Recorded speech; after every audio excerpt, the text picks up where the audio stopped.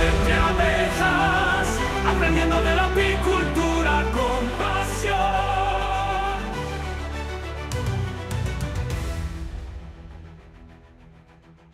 Hay una frase entre los apicultores con más experiencia que me parece demoledora y perfecta para empezar. A ver, dispara. Una buena abeja puede salvar una mala colmena, pero una mala ubicación puede arruinar a la mejor abeja. Uf, es que es una de esas verdades que una vez que la entiendes te cambia por completo la perspectiva del oficio, ¿no? Totalmente. La mayoría de la gente cuando piensa en apicultura piensa en la abeja, en la miel. Pero esa frase te obliga a pensar en el mapa, en el dónde. Exacto. Hoy no vamos a hablar de la miel, ni de la genética de las abejas, ni siquiera de los tipos de colmenas. Vamos a hablar del primer paso, el más fundamental y, sorprendentemente, el más subestimado. ¿Dónde colocar esas colmenas? Sí.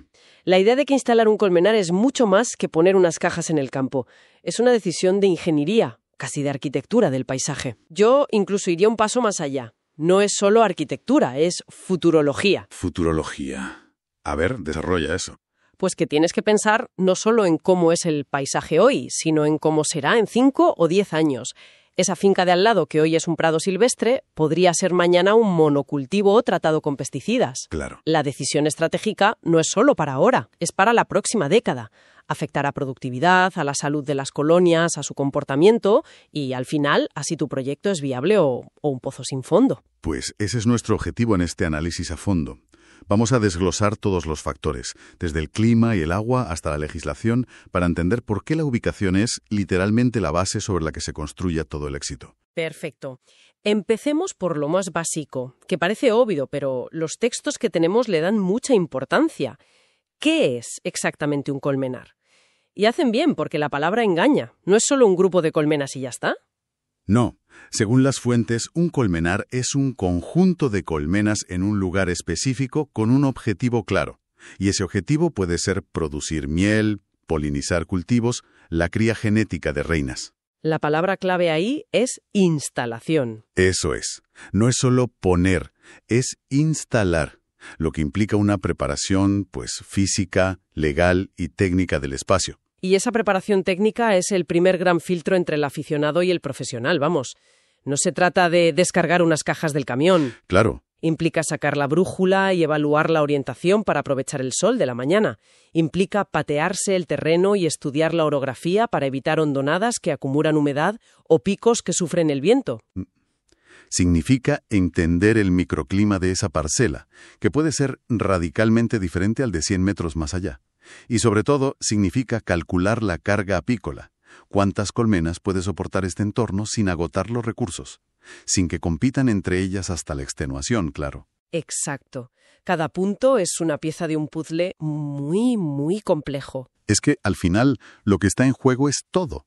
Los documentos que hemos analizado lo dejan clarísimo con datos muy concretos. Por ejemplo, en cuanto a la producción, se menciona que una buena flora, bien elegida, puede llegar a triplicar la producción de miel. Triplicar.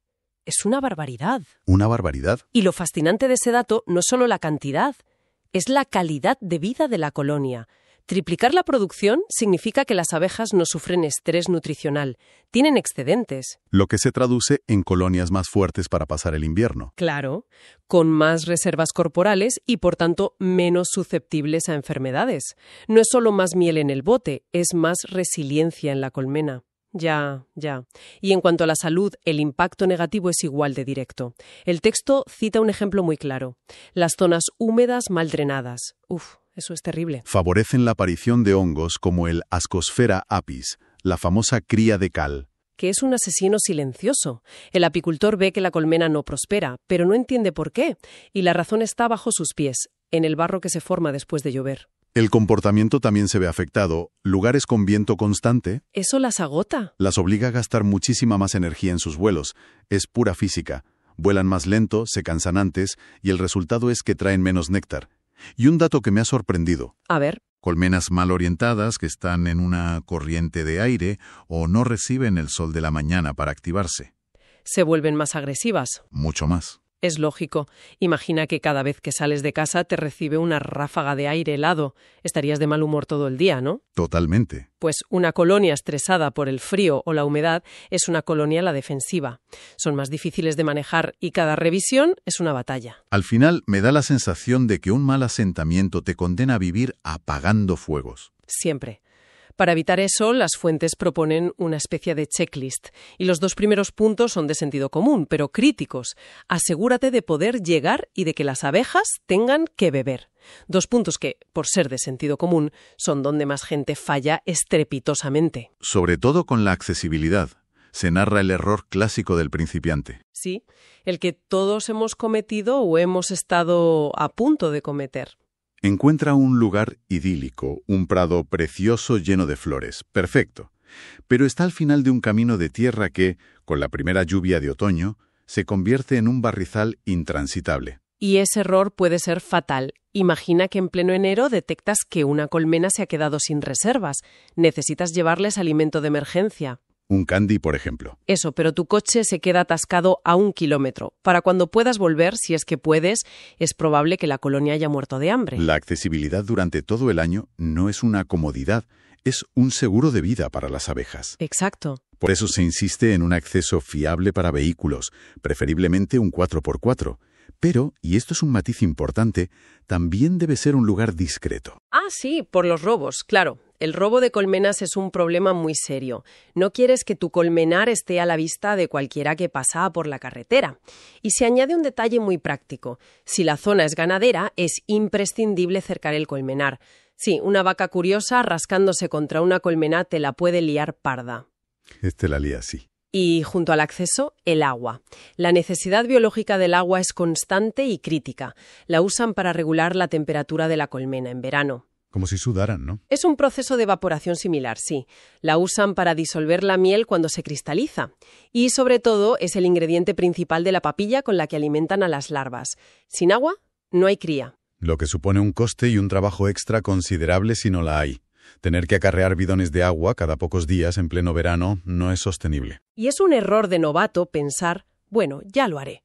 En pleno julio, con 40 grados, ese viaje a por agua se convierte en la peor tarea del mundo. Y el día que fallas, tus abejas lo pagan. Por eso la solución ideal es tener cerca cursos de agua naturales y limpios. Y si no los hay, instalar bebederos. Y aquí hay un detalle fascinante. No basta con poner un cubo de agua. Las abejas se ahogan con una facilidad pasmosa. ¡Ah, claro! La clave es añadir elementos flotantes, corchos, ramas, piedras porosas, para que tengan una superficie donde posarse y beber de forma segura. Es un pequeño gesto que marca una gran diferencia. Una vez cubiertos el acceso y el agua, llega la elección del terreno. El texto describe unas características que definen el terreno casi perfecto. El sitio ideal, sí. Debe estar orientado al sur o sureste.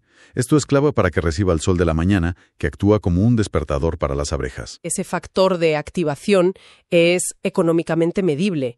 Una colmena que empieza a trabajar 1 hora antes cada día gracias a ese primer sol, acumula una cantidad de recursos extra gigantesca a lo largo de una temporada. Es una ventaja competitiva brutal. Multiplica esa hora por 40.000 abejas y por 100 días de floración. El resultado es asombroso. También se recomienda que tenga una ligera pendiente para que el agua de lluvia drene bien y que esté libre de sombras permanentes. Aunque aquí hay un matiz regional interesante. Sí, eso es.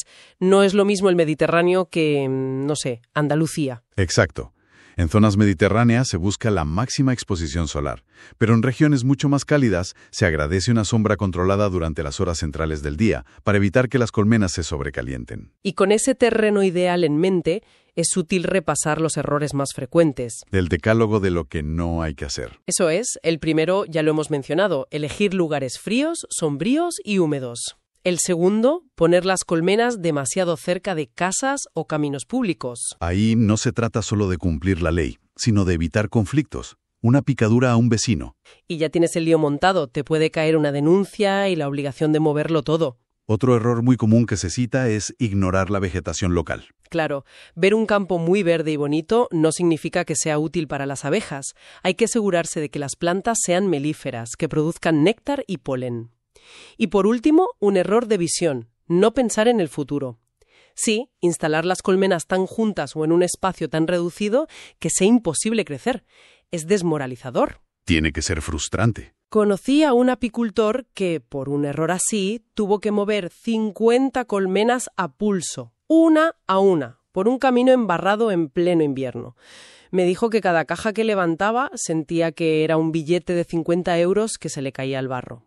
Vaya imagen. Ese es el coste real. No solo el dinero, sino el esfuerzo físico y mental de enmendar un error que se podía haber evitado. Para ilustrar todo esto, las fuentes nos presentan un caso práctico. La historia del colmenar de Aragón. Es perfecta porque lo ejemplifica todo. Es un ejemplo de libro, sí. Un apicultor elige un lugar que, sobre el papel, parecía ideal. Un barranco protegido del viento del norte, el Cierzo. Una decisión lógica, pero basada en una premisa incompleta. El problema no era el viento que paraba, sino el aire frío y la humedad que atrapaba. Y a los 6 meses las colonias empezaron a debilitarse, de forma alarmante. El análisis posterior reveló la cadena de desastres. El barranco no solo paraba el viento, sino que canalizaba el aire frío nocturno como un tobogán y mantenía una humedad constante. ¿Y qué consecuencias tuvo eso para las abejas? Devastadoras. Se creó la tormenta perfecta. Esa humedad constante enfriaba la zona de cría, lo que obligaba a las abejas a gastar enormes cantidades de energía y miel solo para mantener la temperatura. Es como tener la calefacción de casa a tope con las ventanas abiertas en invierno. Exactamente. Este estrés debilitó su sistema inmunitario, justo en el ambiente húmedo y fresco que es el paraíso para el ácaro varroa. Su principal parásito. Claro. La varroa se multiplicó sin control en unas abejas ya debilitadas. El resultado fue que perdió el 70% de sus colmenas en menos de un año. 70%. Vaya. Y aquí es donde la historia da un giro increíble. La solución fue radicalmente simple. Simplísima. Trasladó las pocas colmenas supervivientes a una loma cercana, a apenas unos cientos de metros, pero con unas condiciones completamente diferentes. Orientada al sureste y con una ligera pendiente. Buen drenaje. Y lo más impactante es que, sin cambiar nada más, ni las reinas, ni la alimentación, ni los tratamientos, las abejas se recuperaron. La moraleja es la misma frase con la que empezamos. La ubicación vale más que el material. Este ejemplo demuestra de forma práctica y dolorosa toda la teoría. El éxito o el fracaso dependió exclusivamente de mover las colmenas unos metros. Y esto nos lleva a la última capa de complejidad, la estrategia y la legalidad. Antes de clavar la primera estaca en el suelo, hay que hacerse una pregunta fundamental. ¿Para qué quiero este colmenar? El texto usa una analogía que me encanta. La de la casa, no. Nunca instales un colmenar sin definir su finalidad. Eso es como construir una casa sin saber si será vivienda, almacén o museo. Es perfecta porque los requisitos cambian drásticamente. Lo que es ideal para un objetivo puede ser un desastre para otro. Exacto. Si tu objetivo es la producción de miel, necesitas flora abundante y diversa. Pero si te vas a dedicar a la cría de reinas, tu prioridad número 1 es el aislamiento genético. Necesitas que en un radio de varios kilómetros no haya otros colmenares para que tus reinas vírgenes no se fecunden con zánganos de genética desconocida. Y eso puede significar renunciar a un sitio con muchísimas flores a cambio de ese aislamiento. Claro, es un trade-off. Y si tu negocio es la polinización de cultivos, como almendros o frutales, la prioridad absoluta es la logística. Necesitas estar cerca de las fincas, tener accesos para camiones y grúas. Mientras que si quieres vender enjambres, lo que prima es un acceso muy sencillo y una vigilancia constante para evitar robos. Cada objetivo tiene sus propias reglas del juego. Una vez definida la estrategia, llega a la capa final, que a menudo se pasa por alto, la legalidad. No puedes poner un colmenar donde te parezca. Y aquí es donde muchos proyectos naufragan antes de empezar. La gente piensa en las abejas, pero no en el boletín oficial del Estado. Cierto. El error más común es no ir al ayuntamiento y a la oficina comarcal agraria a preguntar antes de hacer nada. Imagina invertir miles de euros para que luego te digan que estás a 50 metros de una vía pecuaria y tienes que quitarlo todo. Además de las distancias a pueblos o carreteras, es obligatorio tener un código de explotación apícola, una especie de DNI de tu colmenar. Y hay que señalizarlo con carteles de advertencia, tener un seguro de responsabilidad civil. Que eso es fundamental. Claro, si tus abejas provocan un accidente o un problema a terceros, el seguro te cubre. Y todo esto no es burocracia por molestar. No, tiene un sentido. Las distancias buscan proteger a la población. El registro permite controlar enfermedades. La legalidad no es un trámite, es parte de ser un apicultor responsable y un buen vecino. Entonces, Si recapitulamos, la idea principal que se desprende de todo este análisis es clara. La instalación de un colmenar no es un acto improvisado. Para nada. Es la decisión más estratégica de todas. Un buen apicultor no empieza comprando abejas o el último modelo de extractor de miel. Empieza con un mapa, con unas botas, estudiando el terreno y la ley. Buscando el lugar perfecto, sí. Sin esa base sólida, toda la estructura de la explotación se tambalea. Exactamente. Y para terminar, me gustaría lanzar una reflexión final, una pregunta que el propio texto sugiere.